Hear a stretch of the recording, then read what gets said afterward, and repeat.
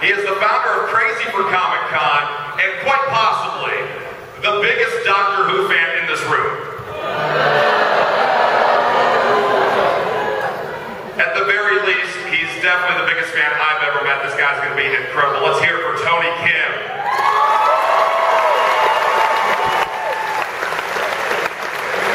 Oh, you set me up to fail here. Jeez. Well, seriously, who's excited to be here tonight? Super honored. I can't believe this is the moment's finally here. A couple of ground rules. Welcome to the universe's largest TARDIS. And the doctor will be here shortly to take us on our next adventure. A couple things to note. There's questions. There are microphones over here to my left and to the far right. There you go. And we want to get to your questions. So do me a favor. Keep them brief, succinct, and ask a question. This isn't a great time to share like personal, deep, long, tragic story. We'd love to hear that, but we want to get through as many stories as possible. So please help us and keep them succinct. And then secondly, Twitter this.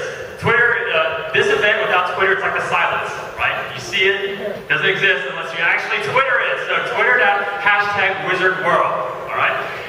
Well, this year I've had a great privilege to be a part of some awesome Doctor Who panels, and we kick them off the same way every time. And so if you have a sonic screwdriver, we must kick this off right with a sonic screwdriver salute. So let's hear it.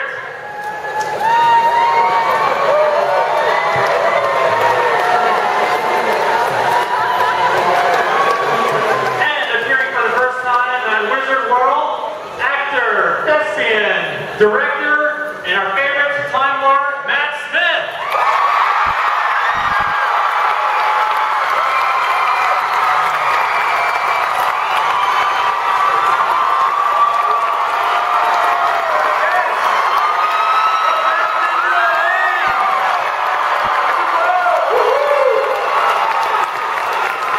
Thanks for having me. Thank you for the welcome as well. It's nice to see you all. So many scattered feathers.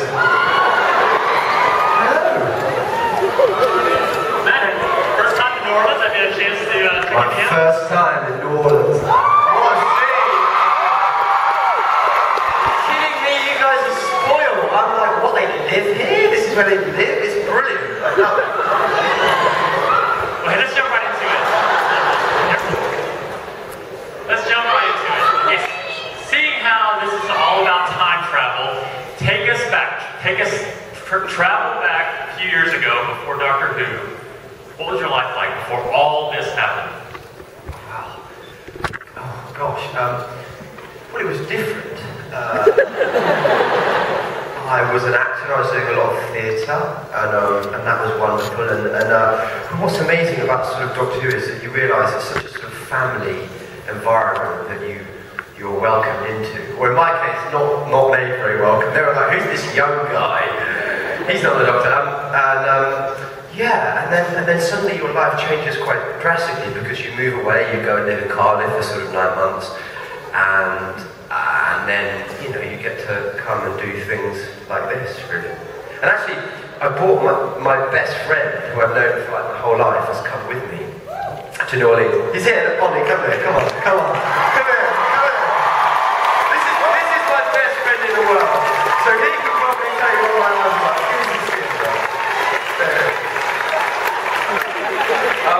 And we still hang out. So ultimately, my point is, my life is exactly the same, apart from, going to work on Doctor Who. Does that make any sense? Not really.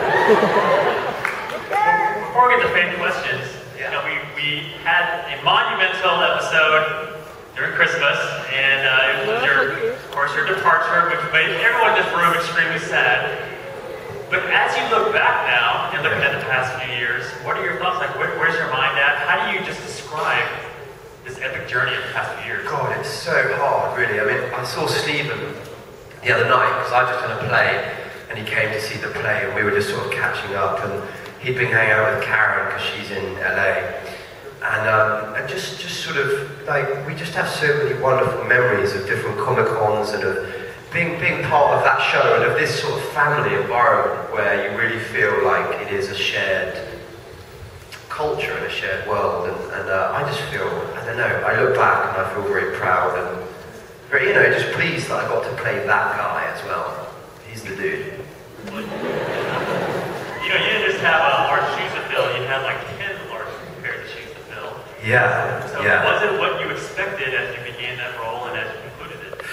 Well, I was so nervous, because David was such a fantastic doctor. And yeah, and he's such a cool guy as well. So is John Hurt, by the way. He's a complete Russell was so great, and so we were aware.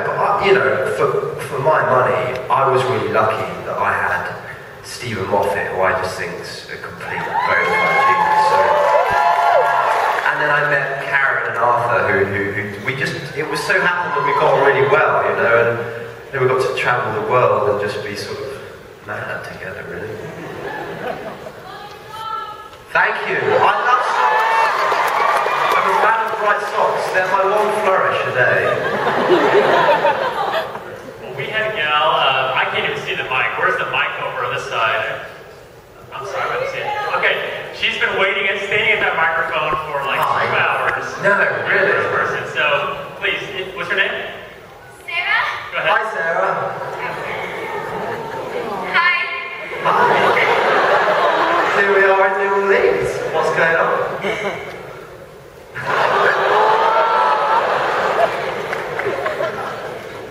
Oh, no, it's good. I'm going to give you a moment to go over here. Yeah, give you a moment. Right back.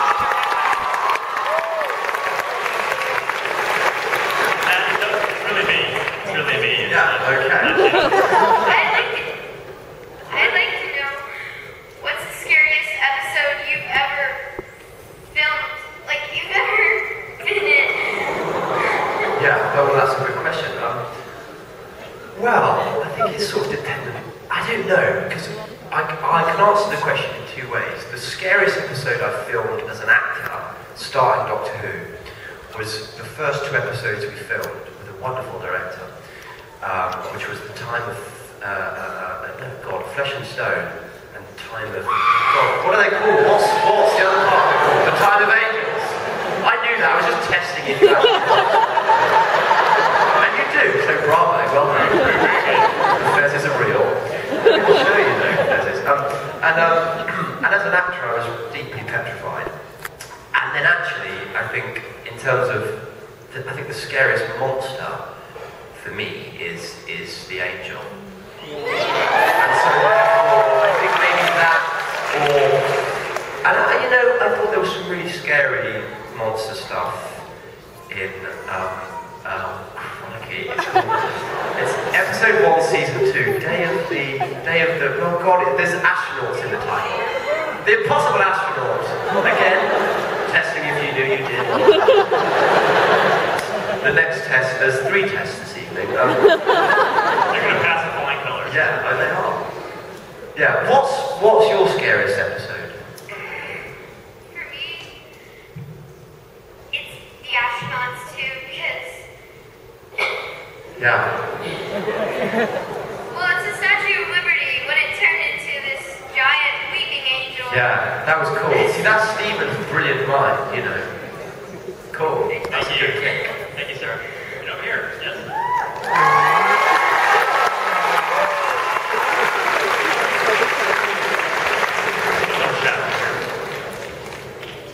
How did the silence blow up your ship? How did the silence? What was the last part of the question? Blow up your ship. Oh, blow up my ship. Oh, Christ.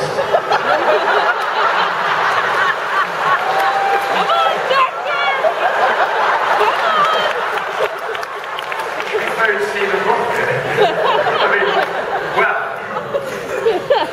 Basically, yeah. Well, are you referring to episode 13, that's season 1, which is basically what it all came back to, because they were then part. What happened was. Spoiler, you won't give it away. Yeah. About later on. And who knows what's going to happen with Peter's doctor come out. Maybe they'll come back, and I don't want to give too much away. No. Basically, they were working as some sort of cruel cult. But actually, in the end, they turned out to be quite nice. This is the great thing. In the end, they were on the silence of the doctor kind of hanging out and blowing up Daleks. It's all to do with the Daleks. Basically, in Doctor Who, blame the Daleks. That's it.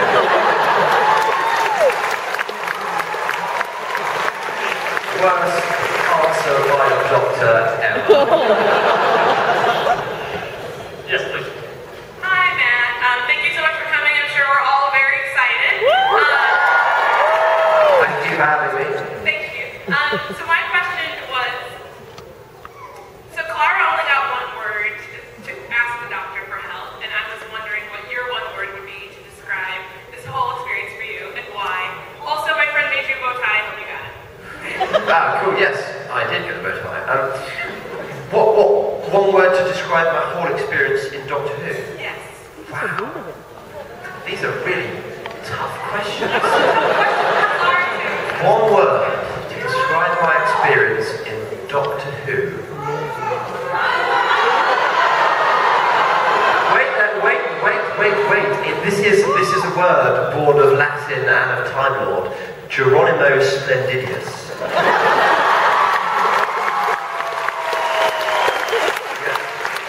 The plural is Geronimo Splendidly, which means Super Geronimo. I mean, there's a whole language, but I won't go into it. Hello. Hello. The first question was my stepdaughter, and the second was my son. We're huge fans. Wow, you've kidnapped the people that asked that. We'll return them later. Yeah. My question is how you feel about Peter Capaldi's doctor having a relationship with River Song. Don't ask. You're really possessive over Alex. And listen, I said this to Stephen. I was like, listen, just not Alex. Anyone, don't give him River. You know, but Peter is the doctor now, and you know the doctor rules. And hey, it's what can I do? What can I do apart from watch and be like, oh, it used to be me.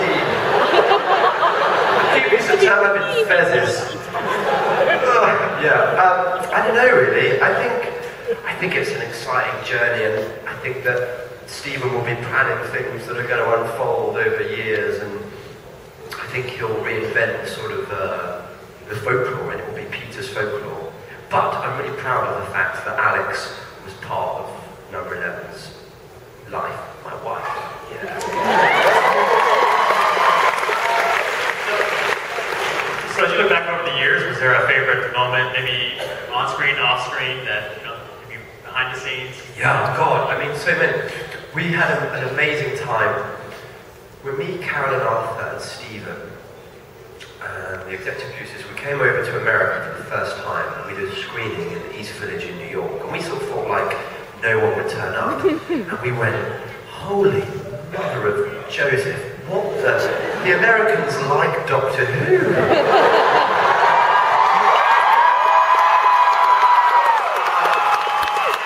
was an amazing thing, it was an amazing time, and we all sat there and went, whoa, they really get it, man, and they're really into it, and that was really exciting.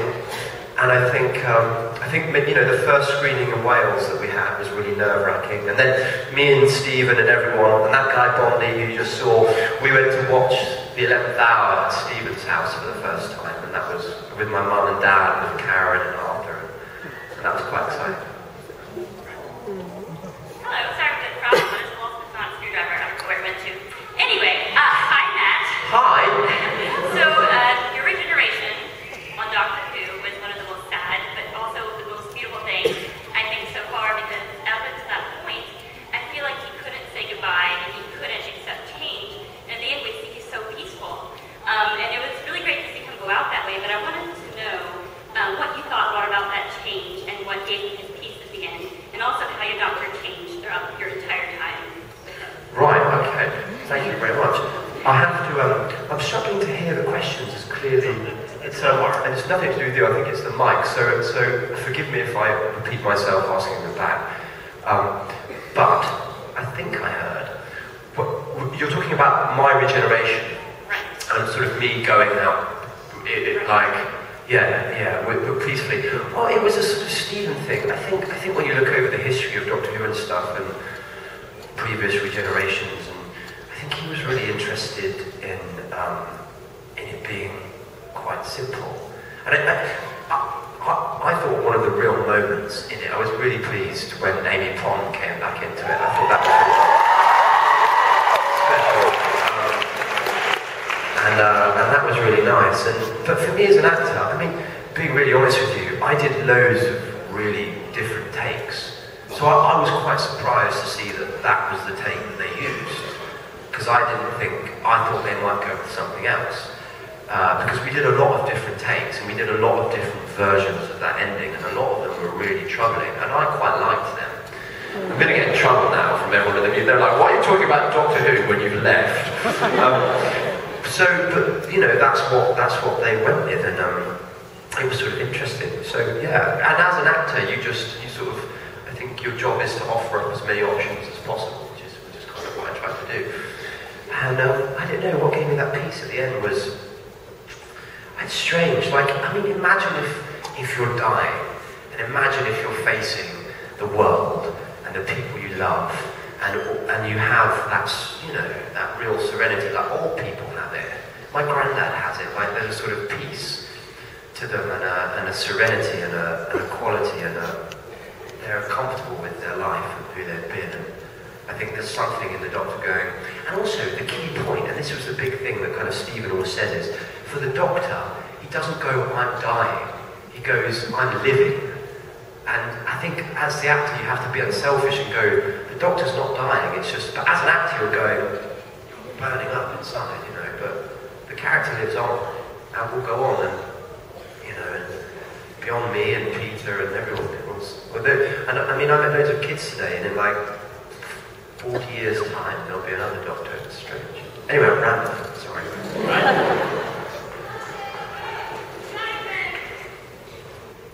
Is there anything in the world you would give Doctor Who up to have?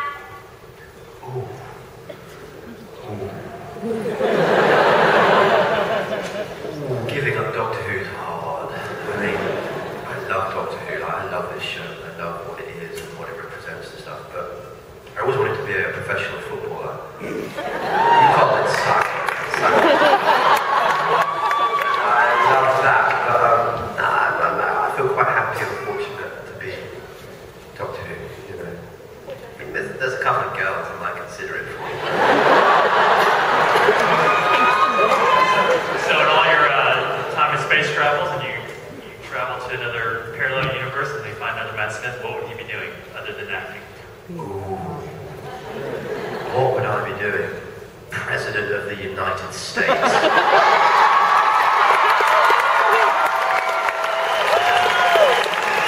Free healthcare for everyone. I don't know, no. I'd probably be, I quite like directing. I think that's quite fun. And I quite like the idea of exploring that. But wouldn't it be, you know, interesting to do something really brilliant, like, I don't know, a dolphin or something? Can I just be a killer whale? They get to travel around in pods, no one else can eat them, they look cool.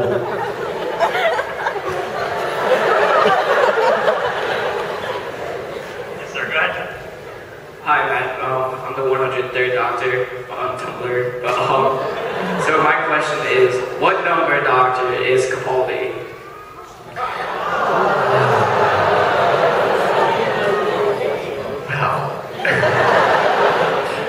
Well, the thing is, I got really attached to 11.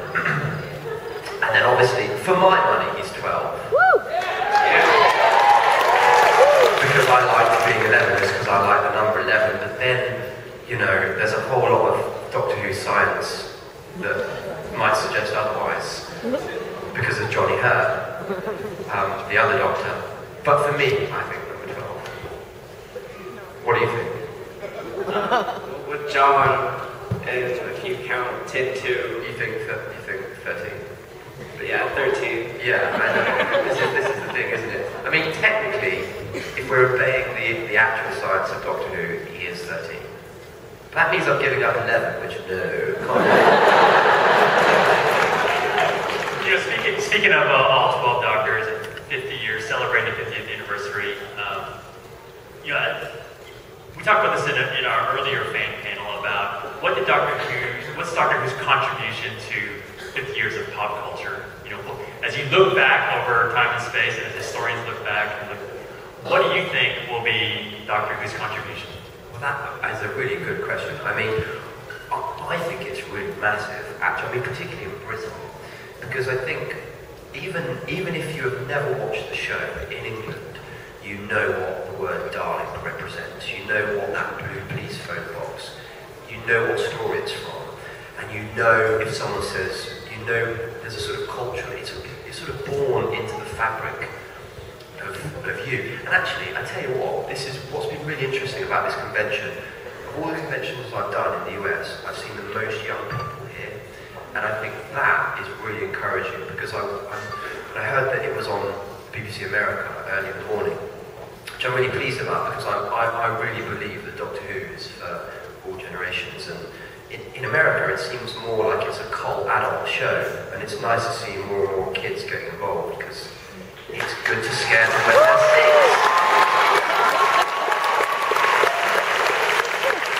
I think that's really important. Yes, I'm here. If there was another show besides Doctor Who that you could be on, what show would I'm sorry, repeat that one more time. We can't quite hear it because of the feedback. Go ahead, say it again. If you could be on another popular show, what show would you be on? Oh, God, that's a good question. If I could be on another popular show, what would it be? No, listen, there's no room for me on Sherlock. Oh, they've got Benedict and Martin. There's quite enough peculiar Englishmen on that show. There's no room for another. Do you just want to decide for me? I'm not going to have it. I would be on. We'll check out a reality show. How about that? We'll check out a reality show on Matt Smith. Oh, no. No, I'd be awful. I'd be terrible on a reality show. I'm really moody. I'm terrible in the mornings.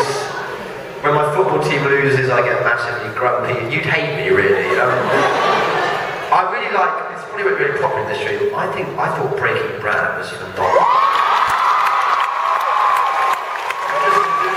To be in a room with Heisenberg, or Jesse, you know, all that kind of Aaron Paul would be really exciting. I love The Walking Dead. I think that's really cool.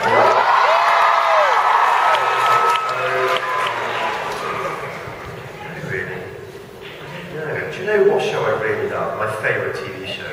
Lost Girl! Is I'm Alan Partridge. It's an English show, which I can only recommend if you watch. It's got Steve Coogan. Check it out. That got sort of flutter of but I'd love to be in that. Good question. Yeah. Yes. Hello there, Matt Smith. My name is Isabel. I love you.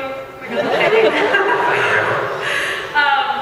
Just like, what was your favorite part about filming The Day of the Doctor? Because, like, I don't know, David Tennant and John Hurt, they just seem like really fun guys to be around. Oh, they are. And also, big props to Billy Piper. He's a great friend of mine as well. I mean, do you know what? The most amazing thing about that is that you knew you were doing something really historic. You sort of knew it was a real moment in the history of the show. I feel like we did okay with it because we were all really nervous because we know that our fans in Doctor Who have high standards. And we wanted to get it right. Yeah, it was just exciting. And then seeing Tom, like, I got to do a scene with Tom Bacon, it was crazy.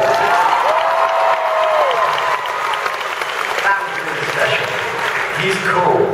He's totally like what you'd expect him to be. He's basically Doctor Who. You're like, wow, you're really the Doctor. You're actually from space. Can you describe your last moments as a Doctor? What you're feeling inside? And, yeah, I was on a wire, hanging in the air. Again, remember that. And it was, you know, me and Stephen, and we're not emotional men really, we got quite upset actually. It was very sad, and it had been 4 years, and I was so close with all the crew, and that was my life, and this was my life, you know, coming and doing things like this, and it's a very hard thing to leave, but hey, you know, you can't stay forever. But I was very sad, and then I went and got massively drunk.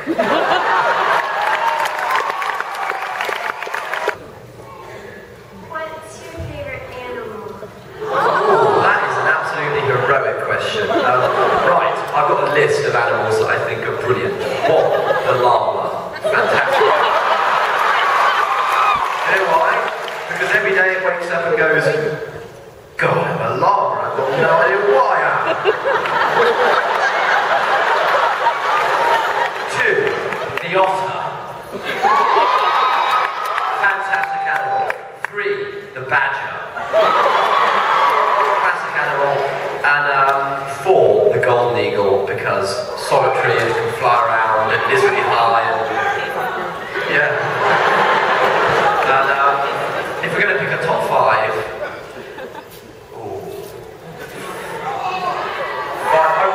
I really want a dog. I really want a dog, but it's my favourite animal. You know. Oh, it's got to be something aquatic. Unicorn! Unicorns are...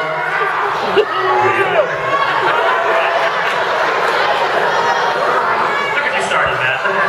Yeah, sorry, I've started an animal off. I don't know. Let's see, pick a top 4. Llama, otter, badger. There was another one. We wandered into a strange place, Matt. Yes, over here. Hi, Matt. I'm Mira. Hi. Okay, so my question. So you've already been the doctor, but if you could be any companion, who would you be? Oh my God. Gender doesn't matter. Oh, that puts me right under the cosh because I can't pick Karen or Jenna. Then I wouldn't get to look at a meal. No, we don't want to do that. Who would I be? Right, that's a good question. Rory! Rory! He dies all the time. He can't run in a straight line.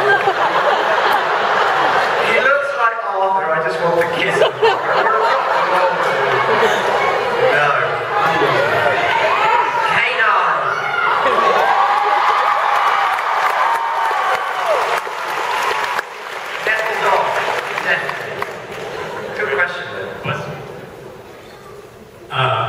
If you can pick an episode of Doctor Who to live in real life, what episode would it be?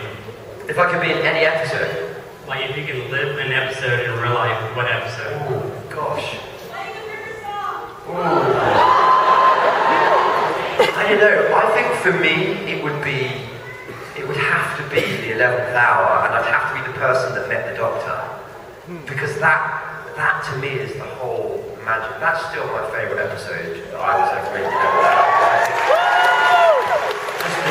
The very conceit that you can meet this complete lunatic, and he can, you know, I just think the idea behind it is so wonderful, and it's based in normality, and it's about the Doctor and a little girl, or you know, it's about the Doctor and a child, and I think that's really important in Doctor Who, that it's about their story. Stephen's really good at that actually. He gets children in the show a lot.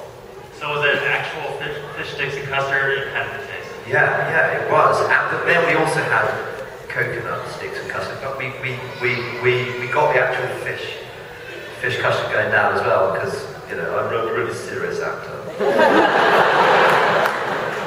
I was like, yeah, I mean, I'll only need to see if it's fish custard, and I can actually go to Gallifrey.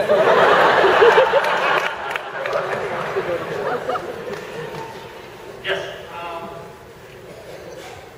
Taking on a show that's been on for 50 years now, and being the main character, being the one person that holds it all up, how do you deal with that much stress? I tell you what you do. You lie in bed like this, and you go, please don't be the one who breaks Doctor Who.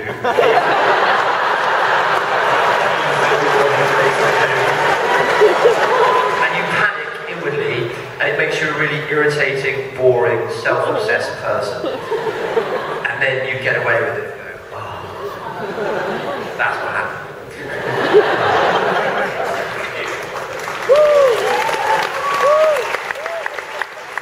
You know, I know that we're talking about more the funny and humorous bits, but just as an actor, how do you feel like you've evolved, and how's your craft changed over the years? I think I've got much better at acting on film, and I always wanted, which is why the costumes sort of changed and evolved, because I always wanted the character to feel like it was going on a journey, and I hope over the 3 sort of seasons you go and see him grow up a bit and deal with more and get a bit more troubled and a bit more moody and a bit more angry and then a bit more silly and a bit... I hope there's a variation in who he is over the seasons, and I just try to sort of be as inventive as possible on camera, really. If the TARDIS was real, where would you travel to? I've answered this before, but I'll answer it again. I'd pick up Marilyn Monroe and Frank Sinatra. I'd go back, I'd watch England win the World Cup. I'd go check out some dinosaurs. I'd come here and say, hey guys, what's going on? Keep watching Doctor Who. I'd get back in, go find some aliens in the future just to check it out and win. And then I'd probably go to a pub and, you know, have some more room. Where would you go? You come with me, I'll pick you up. You're in. It's going to be great.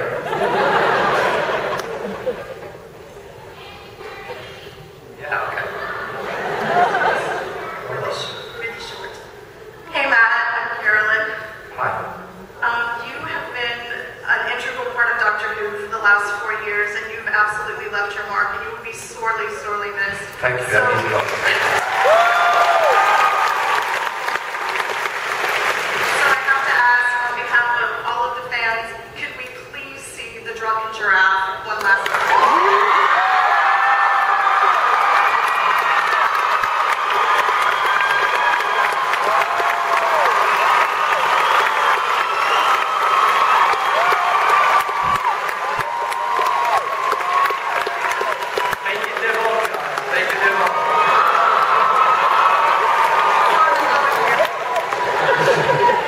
Were there any, looking back, were there any unexplored stories that you thought, hey, I wish we did this, but it just never happened? I always really wanted to do a whole episode set underwater.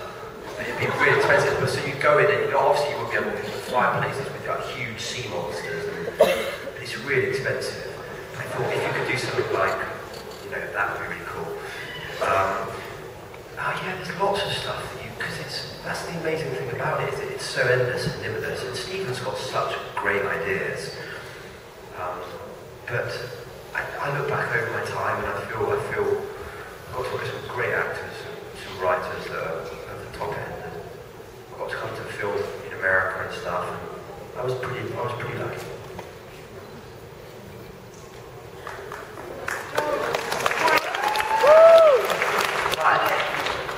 The 50th anniversary of The Day of the Doctor was amazing. I'm so glad that I got to see it in theaters. And 2, do you know about a webcomic called Homestuck? I couldn't hear that, I'm so sorry. Do you know about a webcomic called Homestuck? No, I don't. Sorry, but now I do. I'll look it up when it gets back. Yeah, no, I will. Who's next? Homestuck. Okay, cool. Yeah. I'll check it out.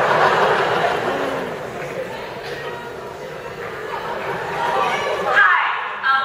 First of all, I hope you enjoyed the journal I wrote for you. But secondly, my question is, Doctor Who has taught me so many important lessons and morals over the past years, even in the classic series. What is the most important lesson or moral to you in Doctor Who? Always make sure you bring a hot chick with you. Tell me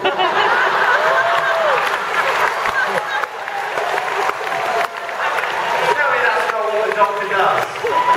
Like Carol Gillam, Jenna Coleman, Billy Pike. I mean, come on, man. No.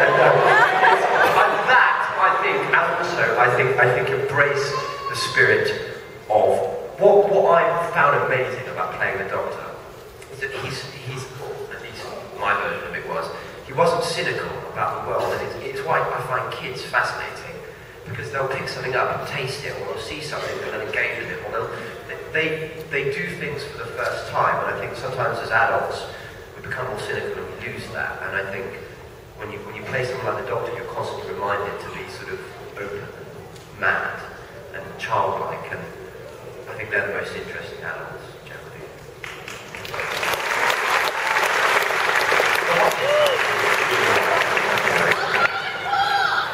They are cool. I think one of my favorite quotes was, in 900 years of time and space, I never met someone who wasn't important. I think that,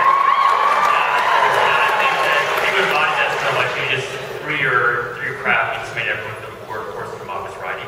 But I think that was something that really impacted me. Thank you very much. That is what, cheers. Where were you? Oh, we're over here. Yes? Hi. Yes. I love you. You have to speak up. Can't quite hear you. Okay. What do you think the biggest similarities and differences are between you and the Doctor that you portray? Between Matt Smith and the character of the Doctor? Oh God, I mean, he's way cooler and better. I can't compare myself to that. I mean, he's just, I just can't. I mean, he's a tyrant. There's no... How about what's one thing that's cool that you do that the Doctor doesn't do? Oh, well, I mean, now we're talking. Well, I bet he probably could do it if he really wanted to. This is the thing.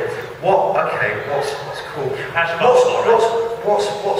What I think are the kind of similarities? I'm really clumsy, so my Doctor I think turned out to be quite clumsy, and he didn't really know what to do with girls, and I thought that was always quite funny. I thought that was quite interesting. I'm just not as funny as he is. He's a much sort of funnier creature, I think, than I am. And I don't know really. I mean, I suppose I was quite a strange child, really, and I imagine the Doctor was.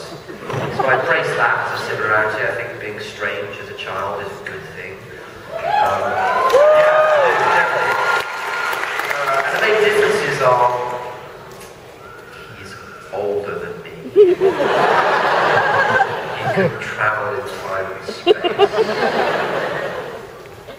He has two hearts. I don't know, he's just better than I am, really, but I feel quite close to him. Yeah. Yeah, well, I mean, but you know what I mean, though, like, when you know that character, you're like, is there a better character? I don't think there is. I think he's the one, and I think he's the best.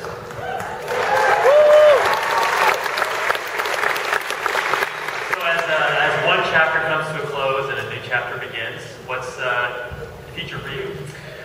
I don't know, really. I mean, I'm going on a bit of a road trip now, which is going to be cool, with my friend, and taking a bit of time out. I just did a musical in London, which was fun. Very exciting. You might bring that over to your neck of the woods one day, and I don't know, really, just sort of live life, and that would be nice. But I'm actually not here. I'm back home. It's March 4th, isn't it? Yeah. Do you know what, though, guys? You've got cool. It's a great city, man. I had some gumbo last night. That was great. Yeah, I'm gonna try some crawfish and some alligator. Do you eat alligator? You are a bunch of mavericks, you know.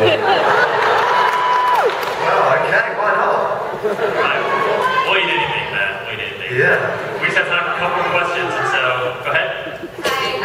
First of all, I just want to say this is my first Comic-Con, and being able to meet you at my first Comic-Con is amazing. I don't think anything can top that, because no one can top Matt Smith. You can thank my friend for that and just ask a question. My question is, what inspired you to become an actor and to get the part of the Doctor? Good question. Well, I was a footballer before, and I was really lucky. I had a teacher Jerry Harding, and he was convinced I should be an actor, and I just thought it was like NAF and Only for Girls, honestly. And then he kept putting me in these plays, and I just didn't turn up. And he rang my mum. He said, "You've got to make him comfortable in these plays." And he really was a big influence on me. And then with the Doctor, it was really random. Like, my mum had said to me, "You should audition for Doctor Who." And then like a week later, I got a phone call from agent saying, "Do you want to audition for the Doctor?" And Doctor Who, I was like, "All right." Why not? And I did, and I went in, and there was a goldfish in a room, and I was looking at the goldfish, and Stephen was there, and the producers and stuff, and I sort of did my best. And I went back and I did another audition, and they were like, that was really weird. And then I went round to Stephen Moffat's house. This wasn't even the question, I'm just telling you a story, but I went round to Stephen Moffat's house for dinner, and he was like, that was really strange. Yeah, so it was sort of, there wasn't really any pre-planned order, it just happened. But I'm grateful it did.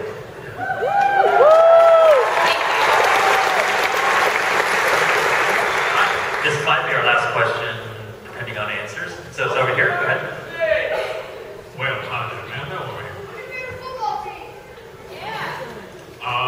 If you could go back and change one aspect of your costume, besides the bow tie, of course, what would it be? Sorry, yeah, first part of the question one more time. Sorry, keep it down this side. Thank you. Go ahead, say again. If you could go back and change one aspect of your costume, besides the bow tie, what would it be? Change one aspect? Wow, that's a good question. Do you know, like, I've got my whole costume at home, and I'm like, I could never wear this.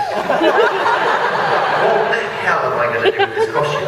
Unless there's an anniversary where I can break it out, which is, I think, pretty much what David did. I think he just brought it back from his house.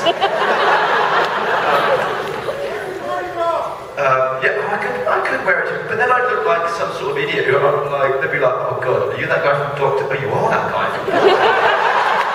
Wow, you're really desperate, aren't you? If I could change one element, or add anything. Do you know what I saw today, right? Do you know what I would have quite liked? I mean, no, I had the fairs, I suppose. No, and I did the Stetson. I mean, I had hats. Socks! Boom! That's what I did. I had a bright pair of socks. Like Tarly's blue socks or something, I should imagine. Yeah.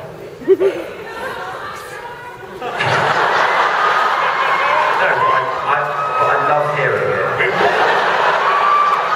We better wrap this up before it gets out of control. Start getting lewd here.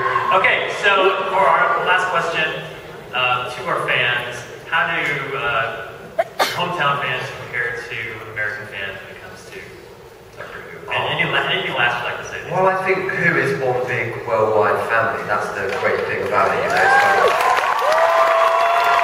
You guys are wonderfully enthusiastic and your support. Like, I'm just relieved if anyone ever turns up. You know, it's honestly, thank you for having me for 4 years, because it changed, it made my life a joyous.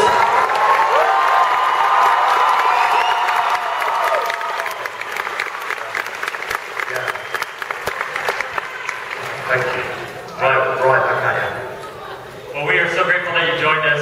Your mark on Doctor Who will last forever. Hey, you're going to do it, just everyone at one time. Just say something to pass it right now. 1, 2, 3.